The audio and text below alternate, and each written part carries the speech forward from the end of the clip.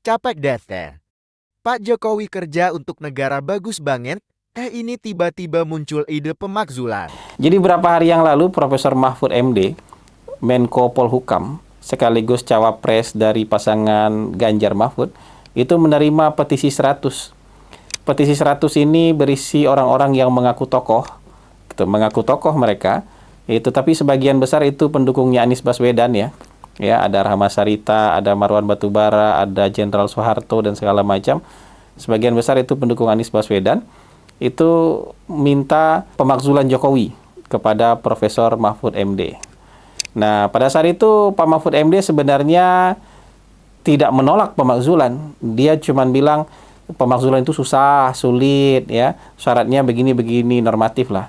Tapi kalau melihat bahasa yang disampaikan oleh Prof Mahfud tidak menolak ide pemakzulan. Mungkin dalam hati dia mendukung ide pemakzulan karena hasil survei akhir-akhir ini ya makin lama makin susah buat Prof Mahfud yang berpasangan dengan Mas Ganjar. Tiba-tiba tadi malam saya melihat sebuah tayangan diskusi ya, ada seorang profesor ya, akademisi, dosen yang sangat terhormat sekaligus juga konsultan politik mengusulkan hal yang sama. Dia mengusulkan pemakzulan Pak Jokowi dan pemilu lebih baik kalau nggak ada Pak Jokowi katanya. Nah, ini kan sudah dimulai nih orang-orang yang berbaju pas seolah-olah non-partisan, padahal semua partisan semua ini, ya berbaju seolah-olah non-partisan kemudian menggerakkan ide pemilu tanpa Pak Jokowi atau bahkan sampai pemakzulan Pak Jokowi. Kenapa sampai ada hal-hal yang seperti ini?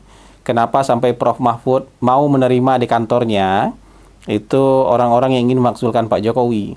Meskipun Pak Mahfud bilang itu sulit, tapi menerima aja, itu berarti dia menyetujui ide pemakzulan. Kalau pemakzulan itu gampang, berarti dikerjain sama dia, gitu. Dan kemudian dia bilang, ya silakan datang ke DPR kalau ingin memakzulkan, katanya kan. Itu berarti dia tidak menolak ide pemakzulan. Dia mendukung ide pemakzulan, cuman dia bilang sulit. Tapi kalau kalian mau kerjakan, silakan. Kira-kira kan maknanya seperti itu. Ya kan, maknanya seperti itu. Kalau kalian mau kerjakan, silakan datang ke DPR. Nah, itu bahasa-bahasa politik kita kan suka begitu. Nah, yang profesor tadi, senior saya profesor, yang kemudian juga konsultan politik, tiba-tiba juga menyatakan hal yang sama. Jadi ini gerakan terorkestrasi. Gerakan terorkestrasinya datang dari dua pihak. Dari kedua lawan ini, bukan dari satu lawan aja, dari kedua lawan ini. Gerakan pemilu tanpa Jokowi. Katanya pemilu, kalau ada Pak Jokowi, pemilunya nggak adil. Pemilunya bakal curang, pemilunya nggak ada integritas. Jadi kalau mau ada pemilu yang berkualitas dan berintegritas, harus nggak ada Pak Jokowi katanya. Jadi, jadi padahal dulu Pak Jokowi itu tahun 2019 mereka dukung Pak Jokowi, orang-orang ini nih. Ya dukung Pak Jokowi presidennya, dia juga jadi calon presidennya. Nggak ada mereka bilang pemilu nggak berkualitas, pemilu yang penuh kecurangan. Padahal waktu itu 2019 kekuatan Pak Jokowi jauh lebih kuat.